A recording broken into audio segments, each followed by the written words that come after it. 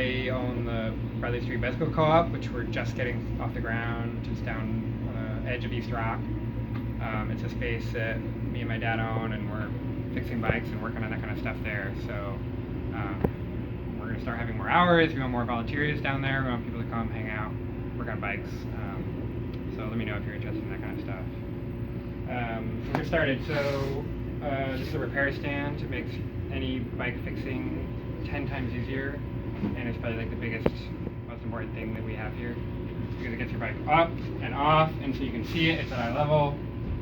You can identify what's wrong with it. You can, spin the tires and see if it's shifting right. Go through stuff, go through shifting, see where it has problems, that kind of stuff. Check brakes, and just change stuff out and work on it without it falling down and getting grease all over the place. And I can't tell you how many carpets of apartments that I've lived in that I left with just bits of grease ground into the carpet. So it's just super valuable. And then just going through the toolkit. So we generally have all common stuff here, stuff that you'll use for just general stuff. I mean, the bike world is super proprietary, and there's tons of specific stuff from all generations and genres of bikes. So there will probably be times where you might run into a very specific component that we don't have the part for, in which case we can either get it for the space, or you can get it yourself, or you can go over to the bike shop and just do it that way. So we'll go through, this is the most important, probably the best thing here, which is just 456 Allen key. Almost everything uses one of these sizes, and because it's well shaped, it's got pretty good torque. So if you're adjusting brakes, housing stuff, derailleur stuff, putting a rack on and off, putting fenders on and off, you're going to use this, so don't lose it. Let's see, I'll go through a couple of stuff. There's some chain stuff in here. This is a chain checker, and so there are two sides to it. There's one that says 0.75 and one that says 0.5. That's the amount of wear. So one is a new chain, 0.75 is a 3/4 worn out chain, 0.5 is a half worn out chain. And the way it works is pretty simple. This is a new chain, so it's not going to be a problem, but you feed in the grabber side, and then you just push down, and if this slots in, that means it's worn 0.75, and then if you flip it over to the other side, and then that slots in, then you're probably ready for a new chain. So it's just a pretty simple tool, but it's good to be able to check that kind of stuff out. There's also a chain breaker, which this is how you replace links on a bike. There's one more chain tool, which I'll get out right now. At least one more. Which is this, which is also the same thing. Tempted to maybe do this, although it's going to cause problems. So in a lot of chains, there are master links, which pretty much you put in a little bit closer together, and then you add tension to it, and it pops it together, and it locks it in place. And they're a pain in the butt to undo when you need to put a new chain on or take the chain off or things like that. So this makes it a lot easier. This just feeds into either side, into there, and then you can either squeeze together. Don't pop it if you, okay. I'm not gonna pop it. Or put it back in place. Although I might have already started to do it. Here we go. Like that. So that's pretty useful. The chain breaker, I don't have a chain with me, but generally you just feed the chain links in here. Especially for chains that don't have this, where you have to manually do this, and then you just push down, and then you can pop any one of these guys out. So I can show you here. Show it like this. You want to make sure it's on the teeth that are closer to the... Yeah, so there are two different kinds of teeth here. For most derailleur, most bikes, except for single speeds with really fat chains, you want to use the ones closer to here so it doesn't warp the links. But sometimes it won't fit, so you need to use ones that are out a little bit more. That won't make or break the chain, but it does make a difference. So pop it in, and you just feed it in, and then there's a little bit of pressure to start the process, and then once you pop it, then you just push it all the way through.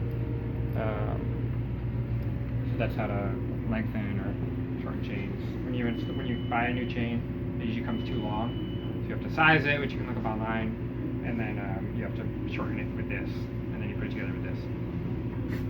So that's the chain stuff. Let's see. Pedal wrench, pretty self-explanatory, but very useful. What was it? Pedal wrench. Pedal wrench. So it goes like this. Then you have leverage to pop your pedals out. Lots of times there's these pedals and C-posts are the things that are mostly commonly on old bikes that have been sitting outside a lot or whatever. They get too stuck, and when you're at your apartment, you're trying to get them undone. Can't do it. So this just adds a ton of leverage. It's a really strong tool. So you can put it in the stand, get behind it, really crank down on it. So, and then obviously tighten it back. So this is pretty useful. It goes the opposite too, on the left side. Right? Yeah, I mean, they'll only be able to go one way, but yeah, so they're both, on both sides, they're threaded the same if you're looking down this way. So in both ways, if you want to take a pedal off, stand behind it. This, I should go around.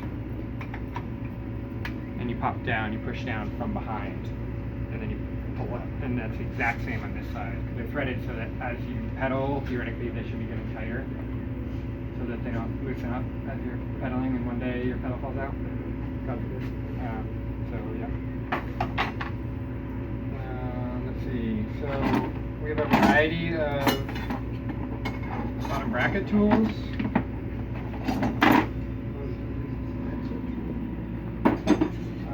Generally these are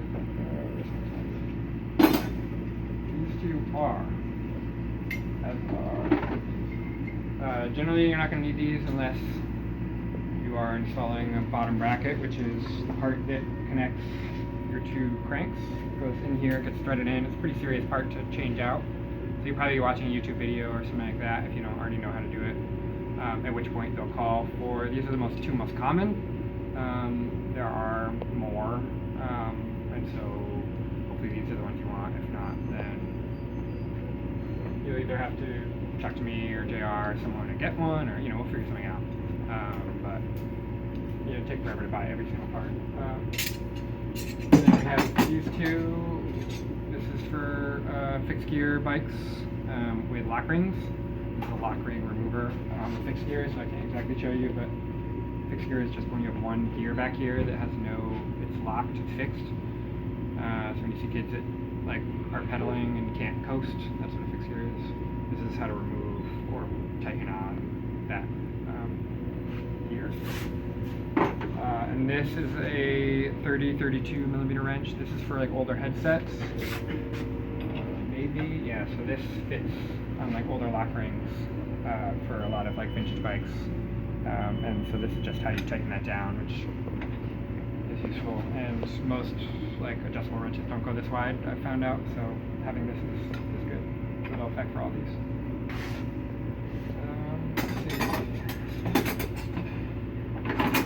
Spanners, probably won't need them, but occasionally you run into a bottom bracket or some weird part that doesn't need it.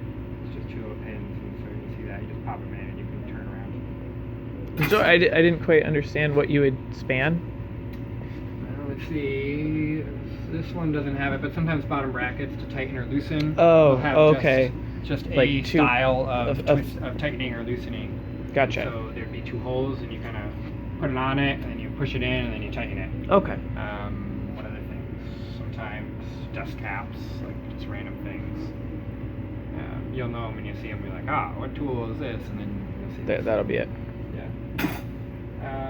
Let's see. So a couple more in here.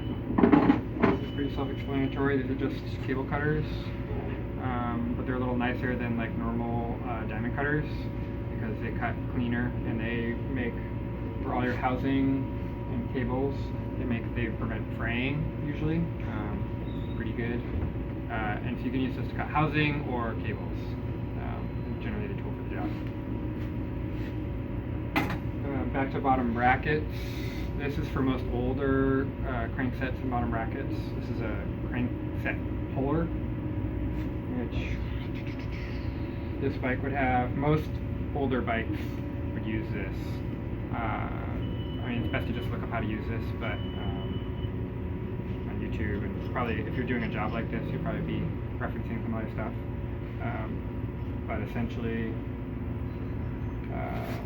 you take this dust cap off. This guy gets threaded onto it on the inside, and you thread it all the way on until it can't thread anymore. This thing, and then you put this guy on the arm, and you push it in. So this thing's holding onto the crankset, and then this has a little mallet in there that pretty much just forces the crankset off, because it's a press fit connection. So it's two pieces of metal that are square that press together, and this is what removes them. So this is very useful. I will say one thing about this: if you're using it, it's best to, especially this outside piece, thread it on all the way. If you only thread it on a few threads, you may not have enough grabbing onto the threads, because you're putting a lot of torque and pressure on this thing. And so you want to make sure you're grabbing as deep as you can, get as many threads engaged as you can, so that it has enough structure to kind of maintain that, tolerate that. Okay, a couple more things. This is a chain whip for all speeds, all geared bikes. This is up to 11 speed, which is nice. And I'm not going to go through it directly. Again, like, these are all tools that you'll use for specific jobs, but this is to remove cassettes from bikes, whether they're threaded or splined. You'll probably still need this. Cassettes? This is a cassette. This whole kind of collection of gears in the back. Oh, okay. And it's a part, this wears out with your chain. So, for example, if you're replacing a chain, chances are you might be replacing the cassette too. Because if you have a worn cassette, a used cassette, it's got 2,000 miles on it, you put a new chain on it, sometimes you get chain slippage, they wear together, So this is what you'll need to do that, as well as one of these guys, depending on what brand you have. This is probably the one you'll use for most modern bikes. We're feeling ambitious a little bit. I can take this wheel off, and pretty much this guy grabs onto it. This grabs onto the cassette, and you turn them against each other, and it pops it off, and then you can then pull it right off. But because they're screwed on so that it doesn't come undone, you need both these tools. This unscrews it.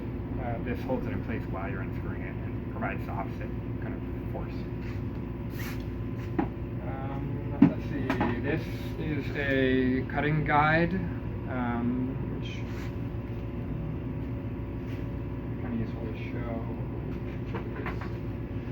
So if you have a tube, usually this is for forks. So when you buy a new bike, say you buy a frame and a fork, and you're going to try to build this whole thing from scratch. You use all these tools probably, but one of the first things you do is the fork comes extra long, the kind of steer tube of it, which is this guy that goes, threads or kind of slides in between, or in this tube and goes all the way up. It comes extra long so that if you're a tall person, you can keep it nice and long. But if you want it back down to the size, you can cut it short. This is, you can see, like, kind of long spaces here. I could cut all this off and do it.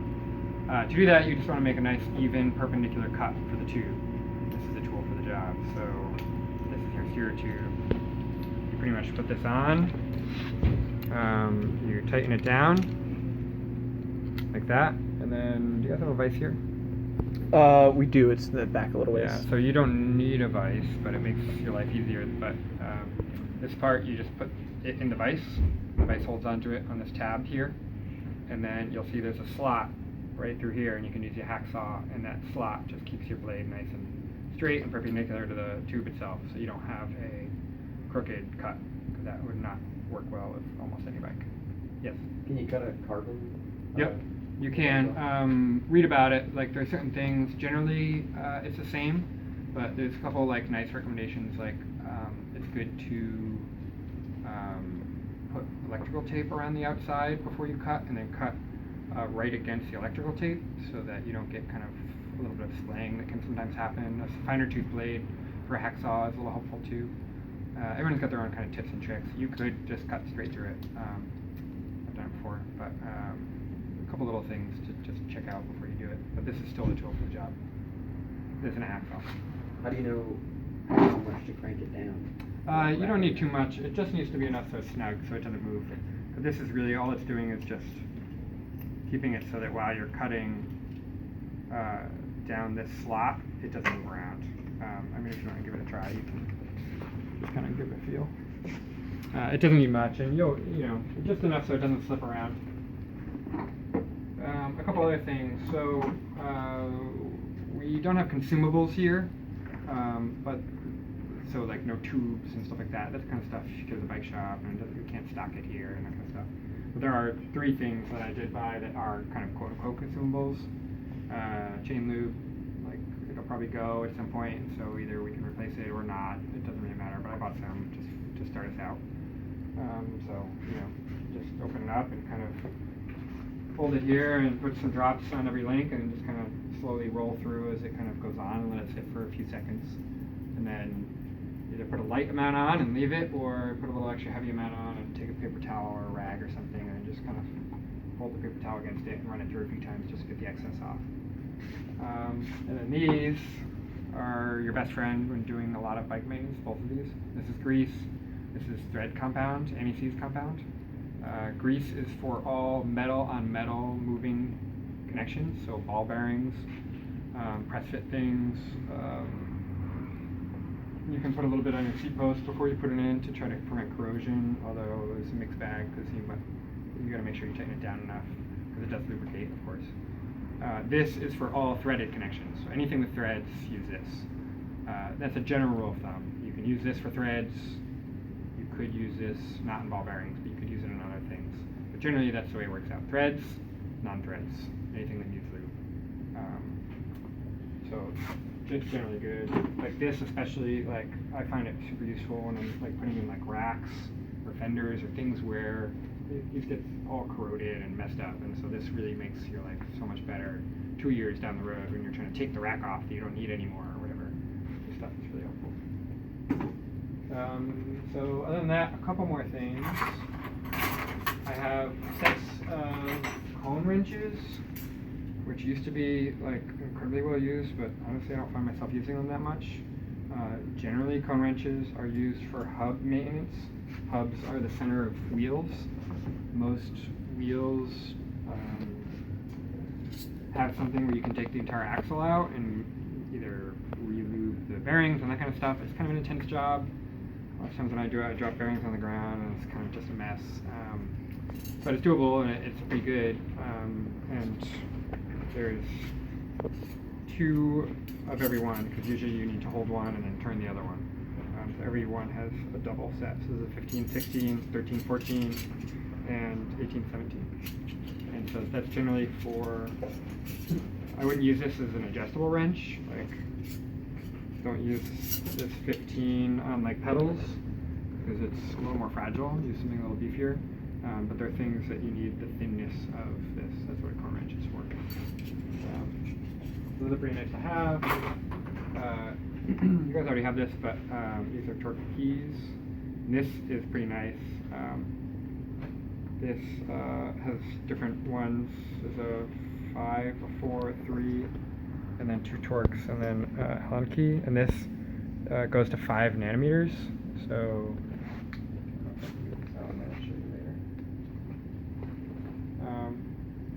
there are certain things on a bike that are spec'd, especially headsets.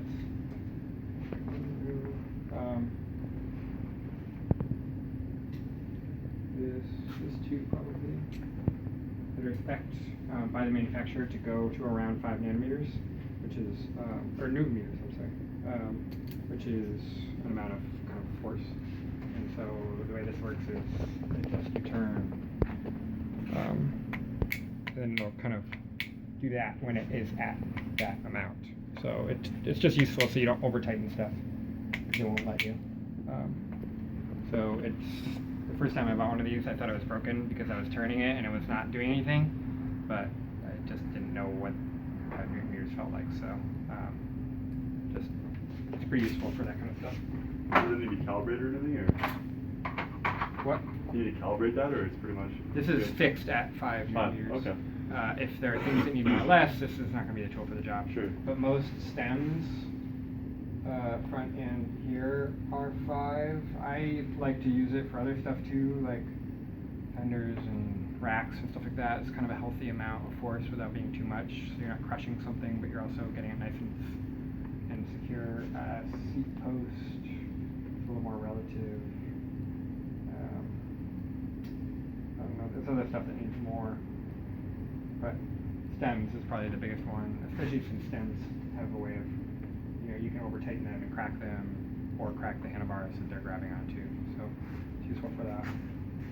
And I think, second to last, tire levers. Probably most of you know what they are. If not, when you have a flat tire and you need to get your tire off of your wheel, you deflate the tire and then you use this guy and you use it to grab this hooked side here. Use it to grab in and then pull it out and then pop. And so that's how you get your tire off of your wheel when you want to change it flat, to get the inner tube out. So these are pretty nice. These are my favorite ones. Everyone's got their own. There's mine. And then on the flip side, putting it back on, this guy looks very weird, but it is pretty nice, especially for when you're trying to get a tire back on a wheel. Sometimes your thumbs really hurt. I don't know how many of you guys change your own flats, but it can be labor intensive. Sometimes I have to like walk away and come back 5 minutes later to it. This makes it a lot easier. You can look up how to use this, but generally what it does is, so say this is off, so this part of the tire is hanging off and you want to push it on and you're at the end and can't quite get it. What you do is this side here sits on the rim, on the inside of the rim. This comes around and grabs the bead of the tire, and then because this is holding on to it here, you can pull it this way and pop it right onto the wheel. It's actually very nice. And then I think the last thing is this guy, which is a spoke, a three-sized spoke key, a 0, 1, and a 2. And I'm going to also show you the touring stand right now too, which is the last thing. I took my wheel off. It is